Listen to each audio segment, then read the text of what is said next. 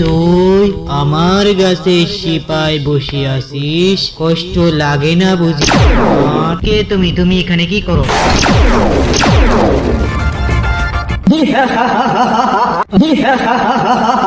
আমি হলাম এই এলাকার খবির জিন। এই গাছেতে তা আমি কি করব? তোর মনে দুঃখ আমি সব মুছে দিতে পারি, কিন্তু একটা শর্ত। কি শর্ত? 1 বছর যাবত বৃষ্টি হয় না, আমার গাছের ডালপালা সব শুকিয়ে গেছে। যদি তুই 1 বালতি করে পানি ডেইলি দিতে পারিস, তাহলে তোর মনের আশা পূরণ করব।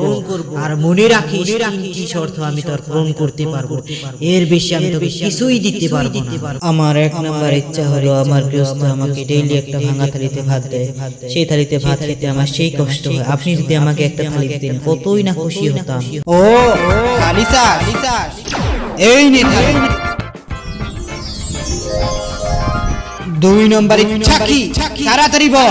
আমার 2 নম্বর শর্ত হলো, আমার মালিকে আমাকে কোনোদিন পেট ভরে ভাত খেতে দেয় না। আমাকে যদি একটু খাওয়ান দিতেন, তাহলে বড়ই খুশি হতাম। ও খাওয়া চাস?